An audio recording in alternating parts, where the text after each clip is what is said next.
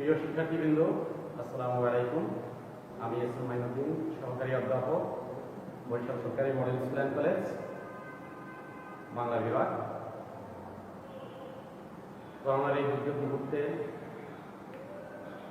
বিশ্বব্যাপী যেখানে মৃত্যুর মিছিল শুরু হয়েছে, সেখানে আমি দোয়া করছি তোমরা সবাই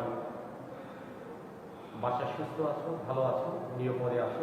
অনেকদিন যাবৎ বিদ্যালয়ের সাথে, বিদ্যালয়ের শ্রেণীকক্ষের সাথে, ক্লাসের সাথে তোমাদের যোগাযোগ নেই। সেই বিষয়টি উপলব্ধি করি আজকে আমার অনলাইনে ক্লাস নেওয়ার প্রয়াস। ক্লাস বন্ধ হয়ে যাওয়ার আগে আমি তোমাদের সাথে সমাস নিয়ে আলোচনা করেছিলাম। সেখানে সমাস কি, সমাসের প্রকারভেদ এবং দ্বন্দ্ব সমাস নিয়ে আলোচনা করেছিলাম। আজকে আমরা তৎপুরুষ সমাস নিয়ে আলোচনা করব। তো আমার আজকের পাঠ তৎপুরুষ সমাস। তো আমি খেয়াল করো, আমি একটি উদাহরণ দিচ্ছি। দেবকে দত্ত, দেব দত্ত। এখানে দেব পূর্ব পদ এবং দত্ত হচ্ছে উত্তর পদ বা পরপদ। এবং ব্যাসবাক্যের এটি টোটালটাই ব্যাসবাক্য। ব্যাসবাক্যের পূর্বে থাকে পূর্বপদ এবং উত্তরে থাকে উত্তরপদ। আমরা লক্ষ্য করছি পূর্বপদের সাথে একটি বিভক্তি যুক্ত আছে, যে এই বিভক্তি যুক্ত আছে, যেটা কে বিভক্তি যুক্ত আছে। এই বিভক্তি লোককে সমাস নিষ্পন্ন পদ হয়েছে দেবদত্ত। তাহলে আমরা খেয়াল করছি তৎপুরুষ সমাসের সাথে বিভক্তি যুক্ত, এবং তৎপুরুষ সমাস যদি নির্ণয় করতে চাই বা তৎপুরুষ সমাস বা শিখতে হলে অবশ্যই বিভক্তি সম্পর্কে আমাদের জ্ঞান থাকতে হবে। তাহলে বিভক্তি কি এই সম্পর্কে এখন আমরা জানবো, তারপরে আমরা সমাসের উদাহরণ যাব, সমাস নিয়ে আলোচনা করব। বিভক্তি হচ্ছে, আমি কিছু বিভক্তির উদাহরণ দিচ্ছি। ব,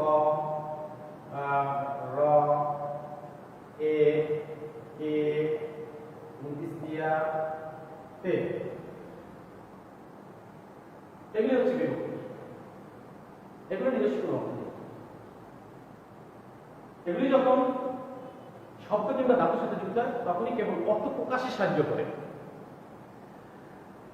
আর বাংলা ভাষায় এই যে বর্ণ বা বর্ণ সমষ্টি যেগুলি দেখছ, এগুলির নামই হচ্ছে বিভক্তি। বিভক্তি মূলত দুই প্রকার, একটা হচ্ছে নাম বিভক্তি বা শব্দ বিভক্তি, একটা হচ্ছে ক্রিয়া বিভক্তি। তো নাম বা শব্দ বিভক্তিকে 7 ভাগে ভাগ করা হয়েছে। 7 ভাগে ভাগ করা হয়েছে। এখন ভাগগুলি আমরা দেখি কি কি ভাগে ভাগ হয়েছে।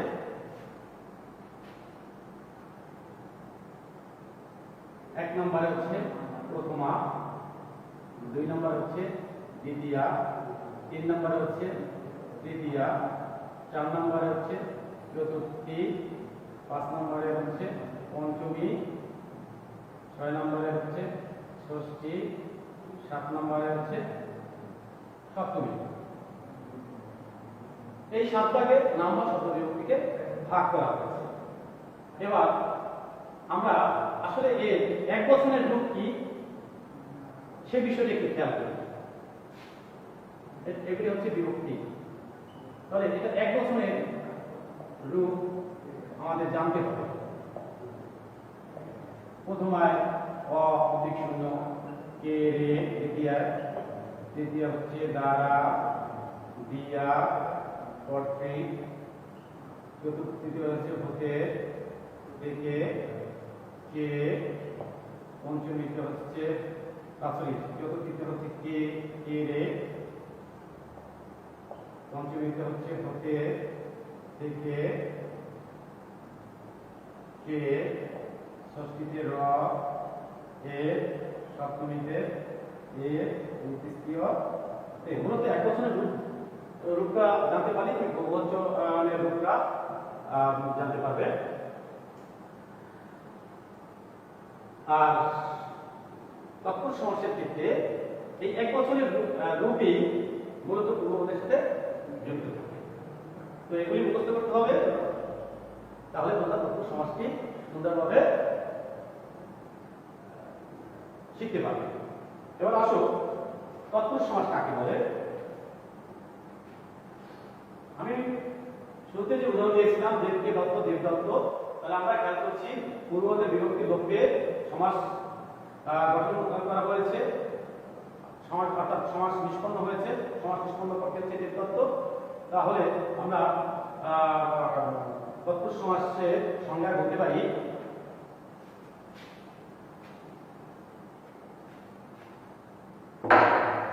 সংজ্ঞায় বলতে পারি তৎপুরুষ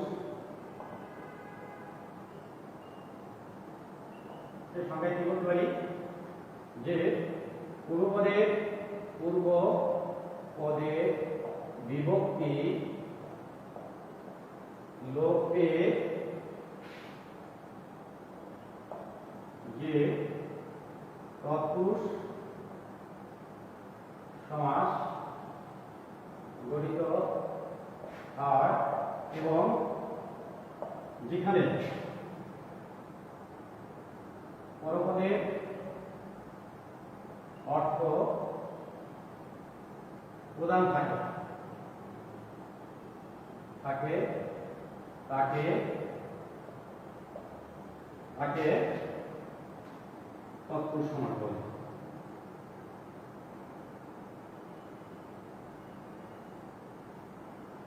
যেমন দেবকে দত্ত দেব দত্ত। শিক্ষার্থী বন্ধুরা, দেব মানে দেবতা আর দত্ত মানে স্বীকার করে নেওয়া, অর্থাৎ দেবতাকে স্বীকার করে নেওয়া। দেবদত্ত অর্থ হচ্ছে দেবতাকে স্বীকার করে নেওয়া। তাহলে আমরা উদাহরণের যে উদাহরণটি দিয়েছি সেই অনুযায়ী আমার সংজ্ঞা ঠিক রয়েছে যে পূর্বপদের বিভক্তি লোপ পেয়েছে, এটা লেখা আছে যে পূর্বপদের বিভক্তি লোপ পেয়ে যে তৎপুরুষ সমাস গঠিত হয়। তোমরা দেখো যে পূর্বপদ দেবের সাথে যে বিভক্তি যুক্ত আছে সেটা লোপ পেয়েছে এবং পরপদের অর্থ দত্ত অর্থাৎ স্বীকার করে নেওয়া, দত্ত অর্থ ঠিক রয়েছে। হ্যাঁ, দিক থেকে তৎপুরুষ সমাস নির্ণয় গঠিত হয়েছে, অর্থাৎ সমাস নিষ্পন্ন হয়েছে, দেবদত্ত পদটি তৈরি হয়েছে। তাহলে সংজ্ঞা অনুযায়ী উদাহরণ ঠিক আছে। এখানে লক্ষণীয় বিষয় যে পূর্বপদের যে বিভক্তি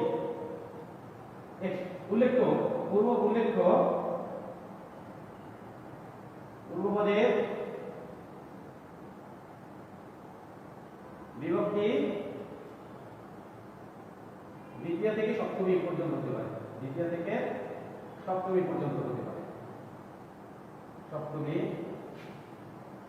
পর্যন্ত হতে পারে এবং বিভক্তি অনুযায়ী পদের নামকরণ করা হয়। বিভক্তি অনুযায়ী তৎপুরুষ সমাসের নামকরণ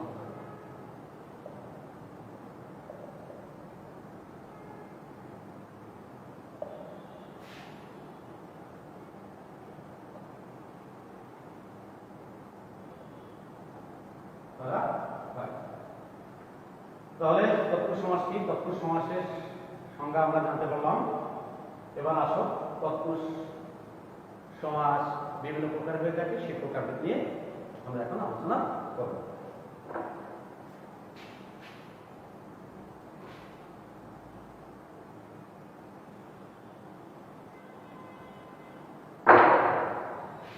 শিক্ষার্থীবৃন্দ, তৎপুরুষ সমাসের প্রথম তৎপুরুষ সমাস বলে কোনো তৎপুরুষ সমাস নেই।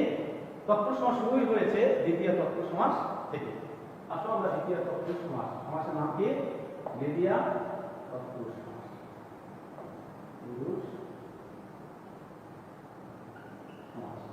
একটা উদাহরণ দেই, যে কোনো সংজ্ঞা দেওয়ার পূর্বে উদাহরণ দিতে হয়। উদাহরণ দেখি আমরা প্রমাণ সংজ্ঞার সাথে উদাহরণ ঠিক আছে কিনা সেটা আমরা প্রমাণ করব। যেমন ধরো চাপ এ রেখা, চাপ রেখা কলাকে বেচা, কলা বেচা।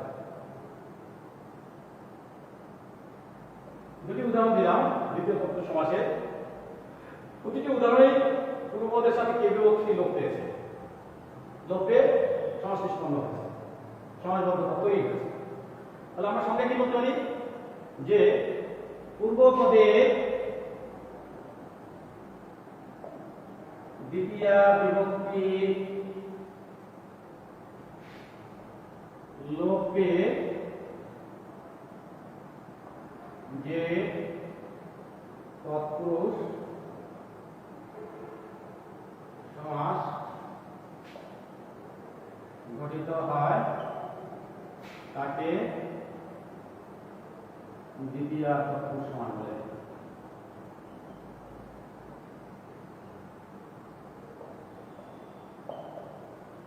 যেমন এই যে উদাহরণ, তাহলে আমরা এখানে দেখি পূর্বপদের সাথে দ্বিতীয় বিভক্তি কে যুক্ত ছিল, একে লোপে সমাস গঠিত হয়েছে চাপ রেখা যথাক্রমে কলা বেচা, হ্যাঁ, এবং সমাসের নামকরণ হয়েছে দ্বিতীয় তৎপুরুষ সমাস। এখন এই কে বিভক্তি ছাড়াও দ্বিতীয় তৎপুরুষ সমাস গঠিত হয় কিভাবে? যেমন ব্যক্তি অর্থেও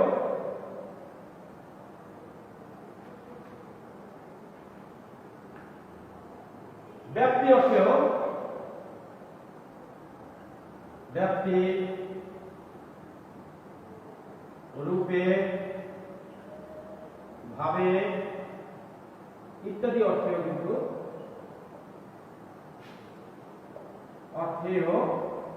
দ্বিতীয় তৎপুরুষ সমাস, দ্বিতীয় তৎপুরুষ সমাস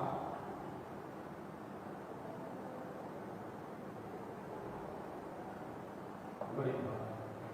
যেমন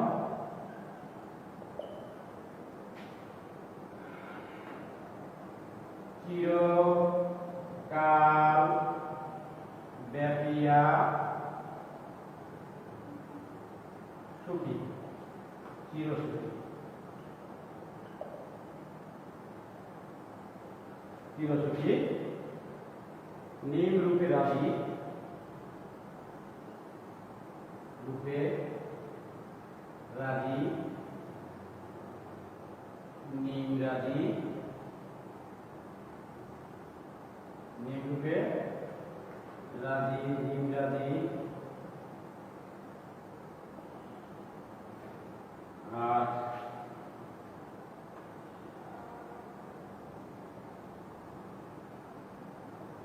অর্ধভাবে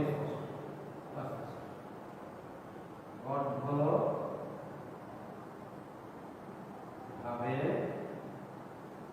স্পষ্ট, অস্পষ্ট।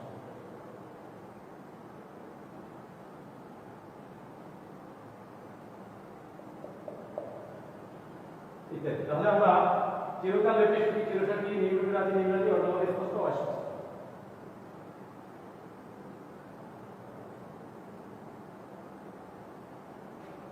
অস্পষ্ট। এভাবে আমরা দ্বিতীয় তৎপুরুষ সমাস গঠন করতে পারব।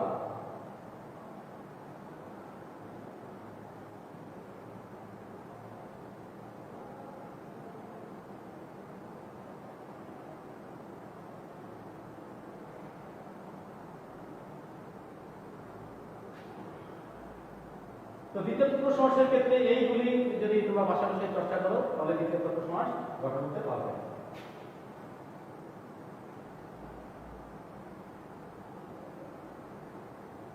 এবার আসি তৃতীয় তৎপুরুষ সমাস।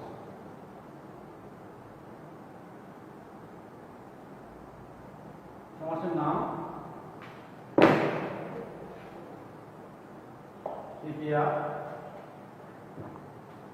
আমরা উদাহরণ লক্ষ্য করি।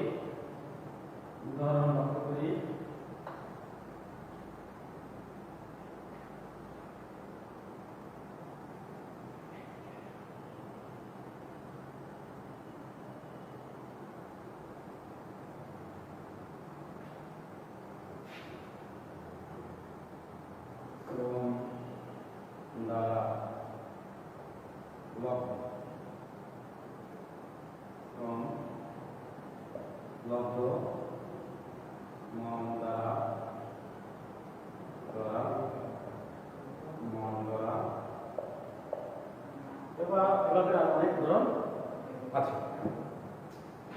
তাহলে দেখো বন্ধুরা, পূর্বপদের বিভক্তি এখানে লোপ পেয়েছে, সমাস গঠিত হয়েছে। তাহলে আমরা উদাহরণ সঙ্গে বলতে পারি, তৃতীয় তৎপুরুষ সমাসের সঙ্গে কি বলতে পারি? পূর্বপদের তৃতীয় বিভক্তি লোপ পেয়ে যে তৎপুরুষ সমাস গঠিত হয় তাকে তৃতীয় তৎপুরুষ সমাস বলে। যেমন শ্রম দ্বারা লব্ধ, মন দ্বারা গড়া, মন গড়া। এছাড়াও পুনঃ,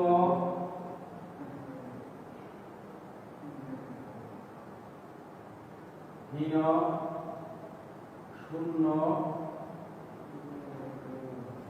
ইত্যাদি উত্তর পদ হলেও তৃতীয় তৎপুরুষ সমাস পাবে। এছাড়া পুনঃ, হীন, শূন্য ইত্যাদি উত্তর পদ হলেও তৃতীয় তৎপুরুষ সমাস।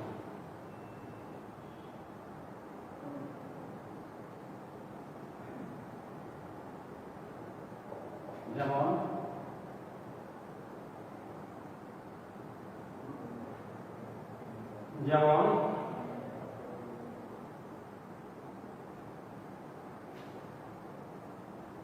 আমি মুছের উদাহরণটা দিই।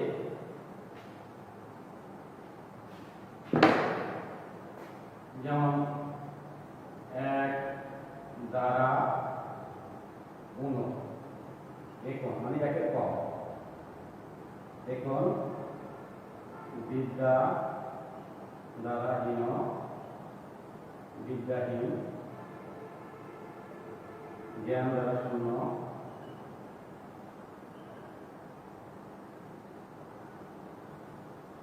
জ্ঞান শূন্য ইত্যাদি। তো এভাবে তোমরা তৃতীয় তৎপুরুষ সমাস গঠন করতে পারবে। এবার আসি চতুর্থী তৎপুরুষ সমাস নিয়ে একটু আলোচনা করি। সমাসের নাম হচ্ছে চতুর্থী তৎপুরুষ সমাস। পূর্বপদে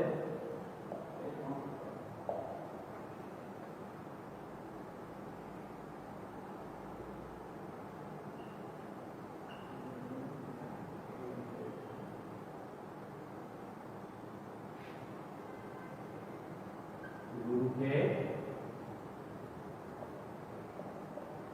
গুরু ভক্তি। কিন্তু তোমরা খেয়াল করো, গুরু পূর্বপদ, এই পূর্বপদের সাথে কে বিভক্তি যুক্ত রয়েছে এবং পূর্বপদের কে বিভক্তি লোপ পেয়ে সমাস নির্ণয় হয়েছে গুরুভক্তি। সুতরাং এখানে আমরা লক্ষ্য করছি যে পূর্বপদের বিভক্তি লোপ পেয়েছে। তাহলে সঙ্গে আমরা বলতে পারি পূর্বপদের চতুর্থী বিভক্তি লোপ পেয়ে যে তৎপুরুষ সমাস গঠিত হয় তাকে চতুর্থী তৎপুরুষ সমাস বলে। যেমন গুরুকে ভক্তি, গুরু ভক্তি। এভাবে আমরা লিখতে পারি কন্যাকে দান,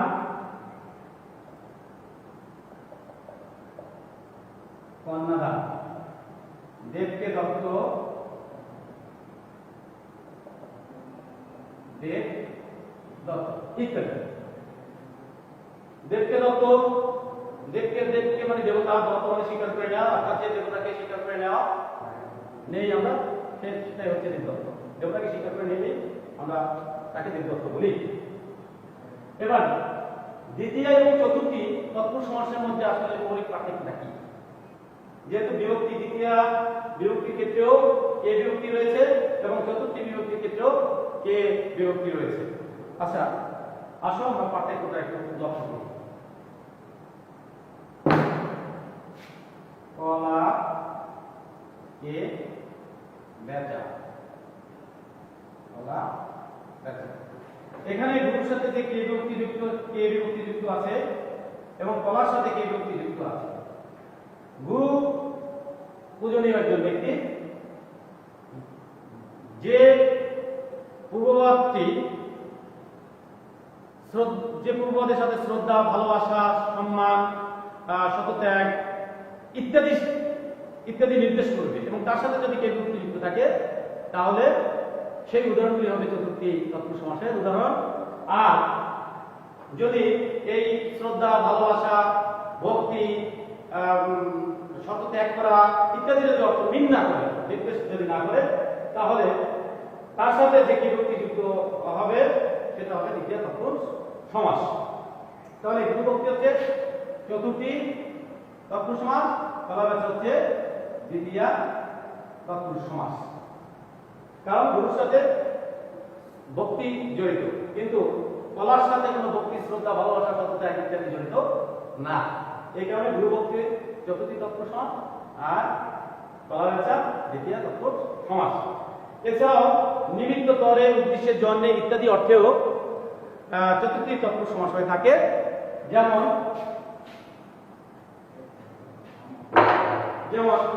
ডাকের জন্য মাসুল, ডাকের জন্য মাসুল, ডাক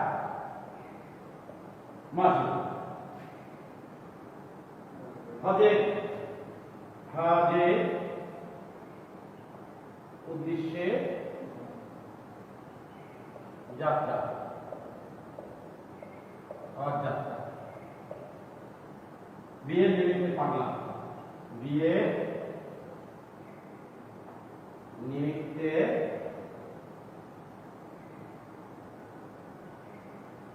পাগলা,